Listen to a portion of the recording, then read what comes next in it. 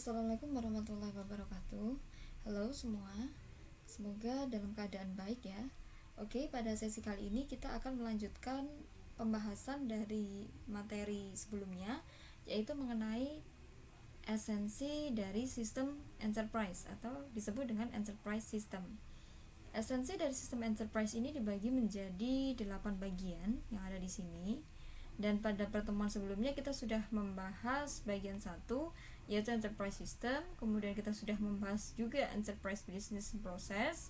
Dan pada kesempatan kali ini kita akan membahas enterprise application. Oke, sebelumnya pada sesi pembelajaran lalu ya, kita sudah sedikit menyinggung tentang enterprise application.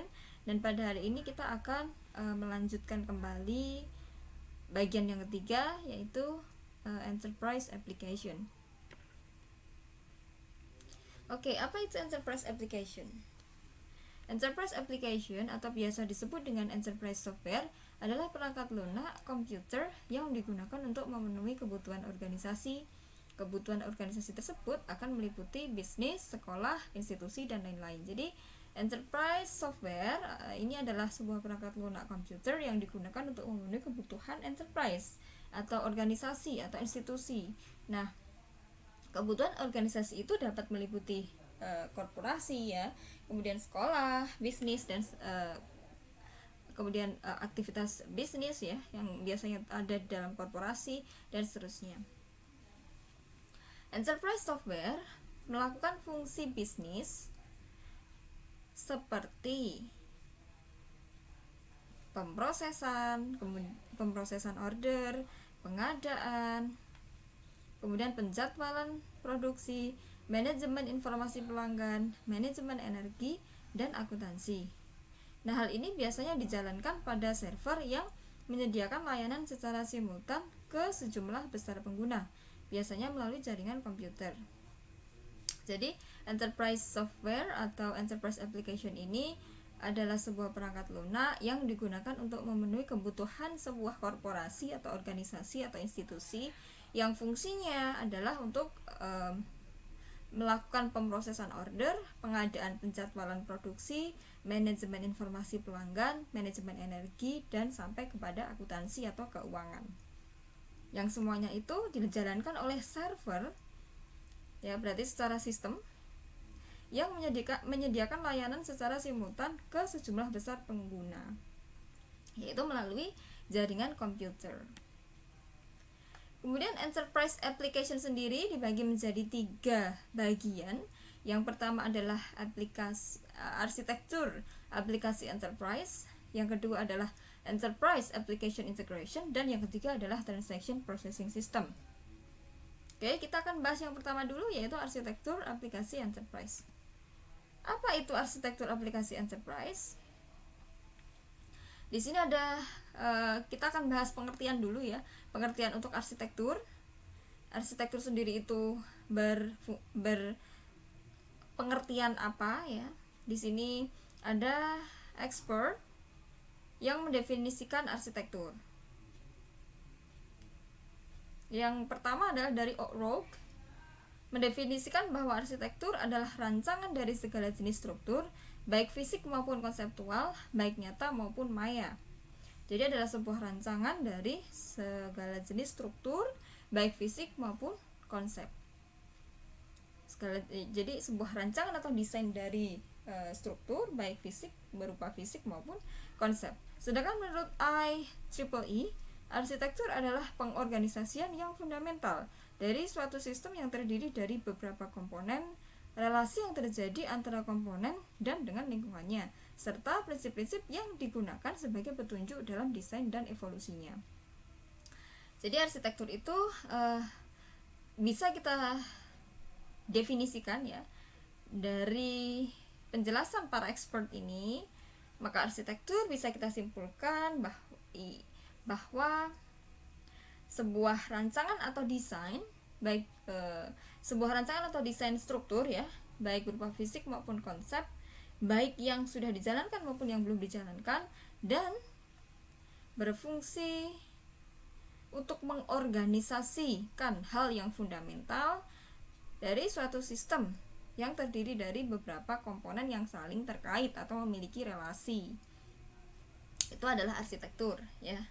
Sebuah desain atau rancangan dari segala jenis struktur, baik yang berupa fisik maupun konsep, yang mana ini berfungsi sebagai hal yang fundamental dari suatu sistem yang terdiri dari beberapa komponen yang memiliki relasi atau saling berhubungan. Selanjutnya kita coba pahami pengertian dari enterprise. Ini menurut ziva.com, enterprise adalah kumpulan organisasi yang memiliki beberapa tujuan atau prinsip umum dan atau garis dasar.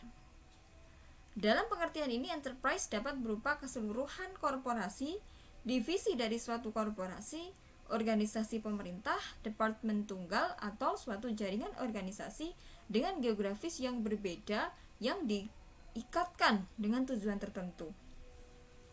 Jadi ini adalah sebuah kumpulan organisasi atau sebuah perusahaan gitu ya, dapat berupa sebuah korporasi atau perusahaan atau gabungan dari perusahaan atau kumpulan perusahaan yang memiliki tujuan dan prinsip umum serta garis dasar dalam pembentukannya. Yang tentu enterprise sendiri ini meliputi keseluruhan korporasi atau divisi-divisinya, baik itu organisasi pemerintah ya, departemen tunggal, atau jaringan organisasi dengan geografis yang berbeda atau dengan lokasi yang berbeda. Intinya enterprise adalah sebuah perusahaan, institusi atau organisasi yang memiliki prinsip dasar atau prinsip atau tujuan umum dan hal yang mendasar dalam berdirinya sebuah korporasi atau organisasi atau institusi.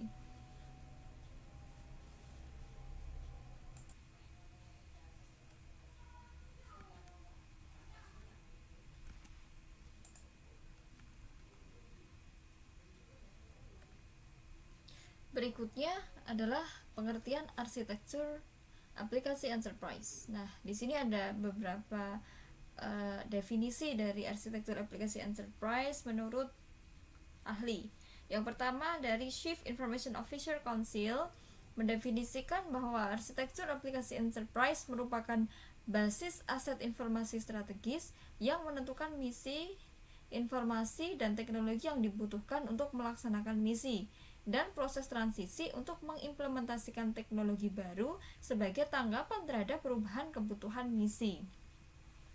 Sedangkan menurut Hewlett, Knowles, PMP, arsitektur aplikasi enterprise merupakan sebuah gambaran atau blueprint. Blueprint ini adalah sebuah rancangan untuk mengorganisasi semua proses bisnis enterprise, informasi yang dibutuhkan, dan teknologi-teknologi pendukung. Dalam enterprise application terdiri dari definisi keadaan sekarang atau yang disebut dengan as is, kemudian visi status masa depan atau yang disebut dengan to be, tentang bisnis seperti halnya teknologi dan cara lain untuk mengatur kompleksitas. Jadi arsitektur aplikasi enterprise ini adalah sebuah desain atau rancangan dalam menentukan misi, informasi, dan teknologi yang dibutuhkan sebuah korporasi atau sebuah perusahaan dalam melaksanakan atau menjalankan misi dan proses transisi dalam pengimplementasian teknologi, yang mana dalam pengimplementasian atau menjalankan teknologi tersebut itu berdasarkan pada definisi keadaan sekarang pada perusahaan tersebut dan visi status masa yang akan datang tentang bisnis dan teknologi yang digunakan. Itu adalah definisi dari arsitektur aplikasi enterprise menurut para ahli. Nah, selanjutnya ada lapisan arsitektur enterprise. Jadi di sini ada piramid ya. Kemudian terdiri dari beberapa lapisan. Di sini disebutkan lapisan paling atas ada bisnis, kemudian di bawahnya ada data, di bawahnya ada application, dan yang paling dasar atau paling bawah ada teknologi. Ini adalah lapisan arsitektur enterprise. Berarti arsitektur enterprise ini terdiri dari 4 komponen ini. Yang pertama ada bisnis, kemudian data, aplikasi, dan juga teknologi. Coba kita pahami setiap lapisannya. Jadi di lapisan paling atas atau lapisan pertama ini disebut dengan bisnis. Lapisan pertama ada bisnis. Nah, lapisan pertama atau bisnis ini meliputi pengetahuan dan definisi mengenai bisnis serta termasuk perhatian terhadap penjaminan atau keamanan. Kemudian yang kedua, pada level yang kedua ada data. Nah, pada lapisan ini mendefinisikan data yang penting untuk mendukung bisnis, meliputi model-model objek dan data, struktur, definisi-definisi mengenai data, dan aliran informasi. Jadi pada lapisan kedua atau level kedua ini adalah data. Nah, data ini adalah data penting untuk mendukung bisnis. Jadi data-data yang mendukung dalam proses atau aktivitas bisnis, yaitu meliputi model objek dan data, kemudian struktur, definisi mengenai data, dan aliran informasi. Kemudian pada lapisan atau level keempat ada aplikasi. Tentu aplikasi ini adalah aplikasi-aplikasi yang menunjang bisnis, meliputi deskripsi fungsi dari aplikasi, definisi dari perancangan aplikasi, kemudian interface dan kemampuan untuk dapat diakses termasuk dengan keamanan atau jaminan. Jadi aplikasi di sini itu juga adalah aplikasi yang menunjang proses bisnis. Ya, jadi meliputi dari apa saja, dari fungsi aplikasi itu sendiri, definisi dari perancangan aplikasi, kemudian interface ya, kemudian kemampuan untuk dapat diakses termasuk dengan bagaimana keamanannya, bagaimana keamanan ketika mengakses data gitu. Selanjutnya pada lapisan paling bawah atau paling dasar adalah teknologi.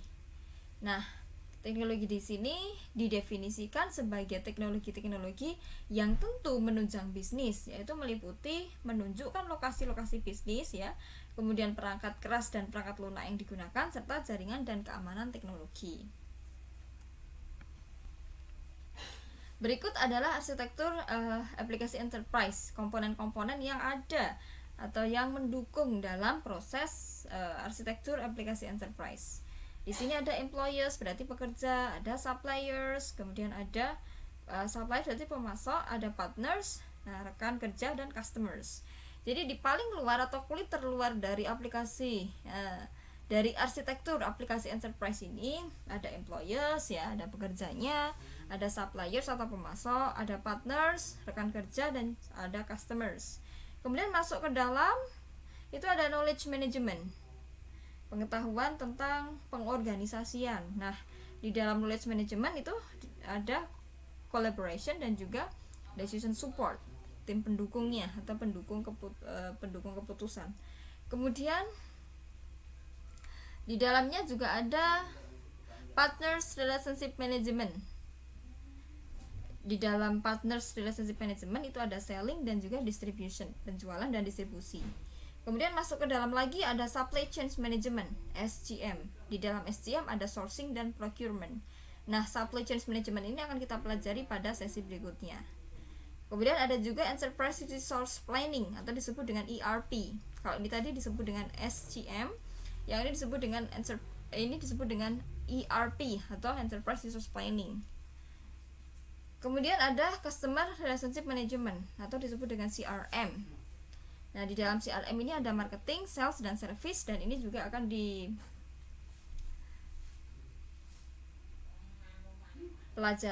dipelajari pada sesi berikutnya.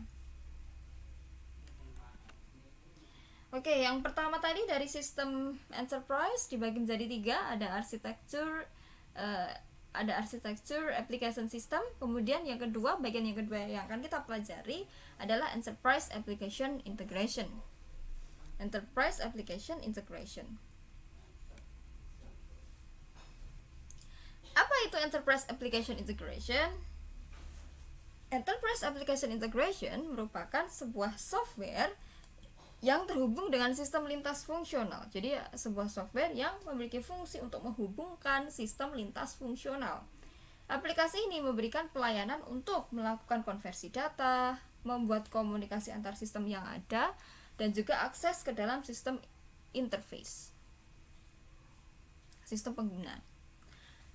Oke, jadi Enterprise Application Integration itu adalah sebuah software yang menghubungkan sistem lintas fungsional, yaitu fungsi untuk apa saja, fungsi untuk konversi data, kemudian fungsi untuk komunikasi antar sistem, dan juga akses ke dalam sistem interface atau pengguna.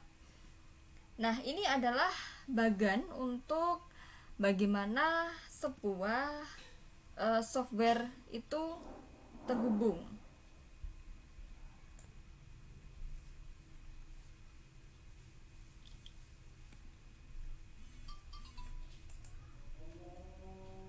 Oke, ini ada bagannya ya untuk Enterprise Application System.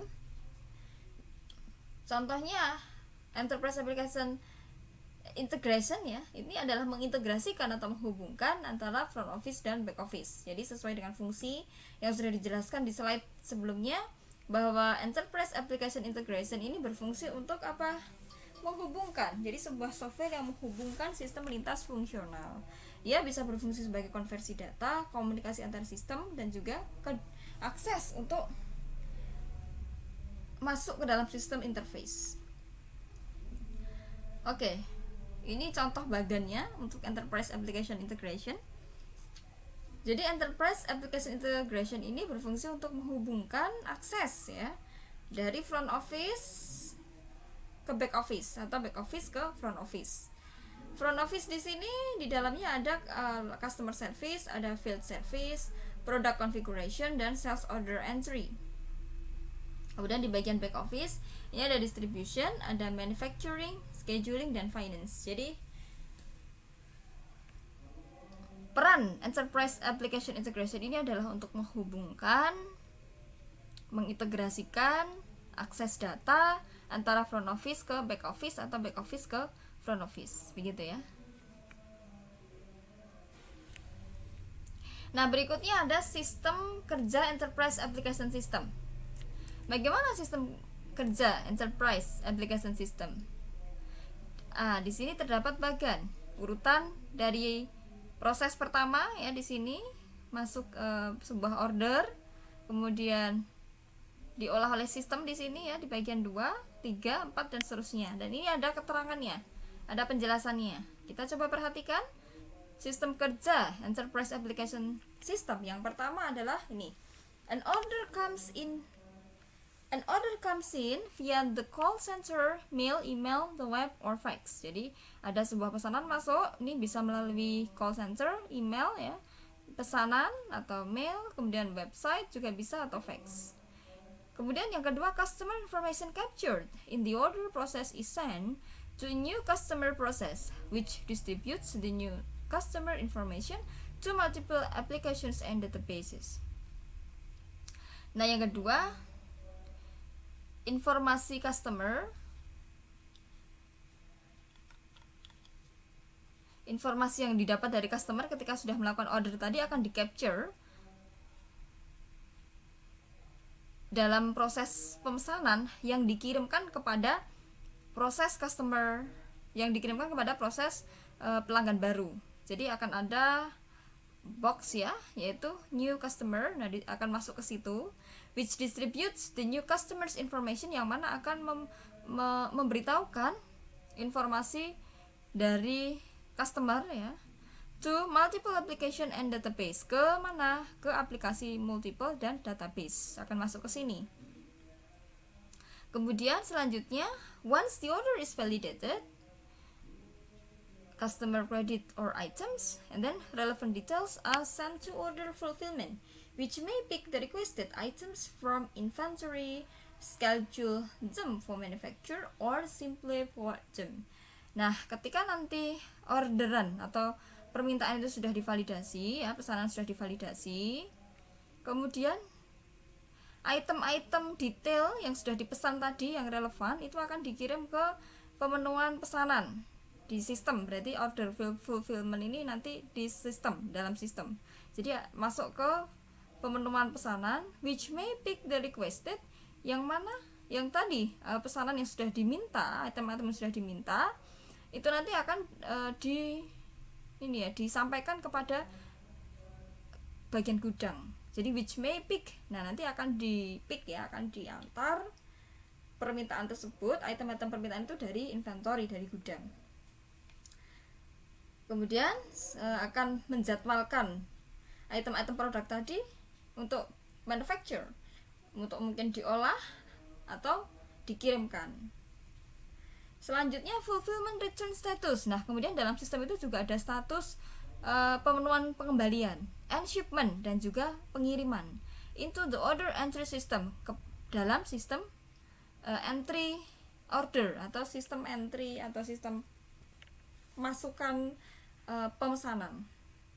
And the call center, and to the call center, dan kepada call center which needs to know. Nah, ini perlu tahu ya, bagian call center perlu tahu tentang status status pesanannya. Seperti itu. Nah, nanti bisa dilihat ya di sini di bagannya ya. Kemudian penjelasannya ada di sini. Oke, jadi call center itu nanti perlu tahu, dia di bagian paling akhir dia perlu tahu billingnya, status billingnya sampai kepada finance atau keuangan, berarti terkait dengan pembayaran, dan juga status ordernya atau status permintaannya atau status pesanannya. Oke, selanjutnya pada poin C atau ini masih bagian dari enterprise system. Poin C yaitu ada transaction processing system. Apa itu transaction processing system? Transaction processing system adalah hasil proses data dari peristiwa transaksi bisnis yang terjadi. Jadi ini adalah hasil proses data dari peristiwa transaksi bisnis yang terjadi. Nah, transaksi ini meliputi apa saja? Transaksi ini meliputi penjualan, pembelian, deposito, penarikan, pengembalian dana, dan juga pembayaran. Kemudian ada istilah online transaction processing atau disebut dengan OLTP. Online transaction processing ini adalah sistem real time yang menangkap data transaksi secara cepat. Berarti real time itu berarti secara cepat ya, waktu yang dilakukan dalam waktu yang sama. Misalkan dalam sebuah jual beli online itu ketika seorang customer melakukan pemesanan gitu ya, sebuah barang, maka sistem secara otomatis ya, sistem secara cepat akan langsung memberikan feedback, akan langsung merekam atau mengcapture aktivitas yang dilakukan oleh customer ya. Jadi begitu customer melakukan pemesanan, kemudian data akan masuk secara real time, secara saat itu juga, dan kemudian data transaksi itu akan secara cepat dilaporkan gitu ya, akan secara cepat atau secara real time dapat dilaporkan. Jadi online transaction processing ini adalah proses dari customer melakukan pemesanan, kemudian data atau sistem itu dapat menangkap data pemesanan itu secara real time atau dalam waktu yang sama, begitu. Begitu juga dengan ketika melakukan pembayaran ya, transaksi pembayaran. Ketika customer sudah melakukan pembayaran, maka secara otomatis sistem juga akan mendeteksi atau mengcapture laporan pembayaran dari customer secara saat itu juga atau real time di waktu yang sama.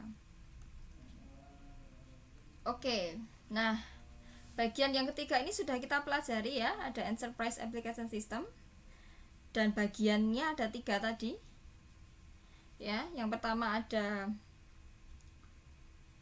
arsitektur ya, arsitektur application. Kemudian bagian yang kedua itu ada enterprise application integration.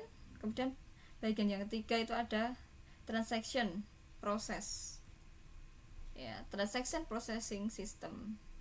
Kemudian kita masih belajar tentang esensi dari sistem enterprise, karena bagiannya ada 8. Kita akan pelajari satu persatu.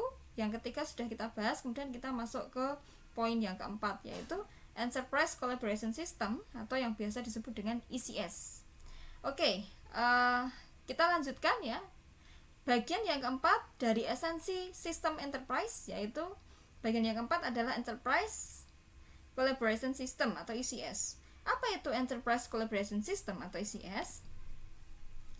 Enterprise Collaboration System atau ECS adalah sistem informasi lintas fungsional yang menambah tim dan kerja kelompok. Jadi ini adalah sistem kolaborasi enterprise yang mana berfungsi untuk memberikan informasi lintas fungsional yang menambah tim dan kerja kelompok.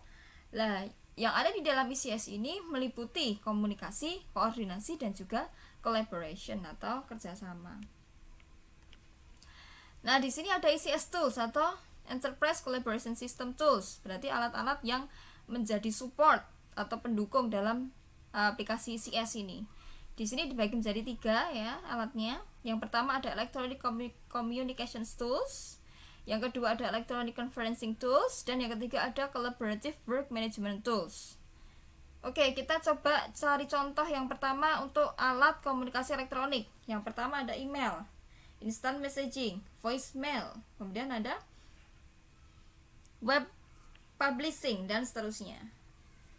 Kemudian untuk yang kedua ada Electronic Conferencing Tools atau alat konferensi elektronik, berarti termasuk video conference, data conference ya, kemudian ada discussion forums, chat system, dan seterusnya. Kemudian di bagian yang ketiga ada Collaborative Work Management Tool, yaitu alat yang mendukung untuk pengaturan kerja kelompok. Nah, di dalamnya contohnya ada calendaring and scheduling, jadi sistem penjadwalan. Ada task and project management, pengaturan project dan bagian-bagiannya. Ada workflow system, sistem alur aktivitasnya. Document sharing, pembagian dokumen atau sharing atau diskusi dokumen yang terkait, dan seterusnya. Nah, sistem yang dibuat dalam ECS atau Enterprise Collaboration System ini mencangkup network PC workstation, servers, database, dan juga groupware and applications package. Ini ya. Jadi sistem yang dibuat dalam ECS ini mencangkup ini, ada network PC workstation, ada server, ada database, dan juga groupware and applications package. Oke. Untuk sesi kali ini dicukupkan pada bagian Enterprise Collaboration System. Kemudian untuk berikutnya ya, esensi dari sistem enterprise bagian berikutnya akan kita lanjutkan pada sesi berikutnya. Assalamualaikum warahmatullahi wabarakatuh.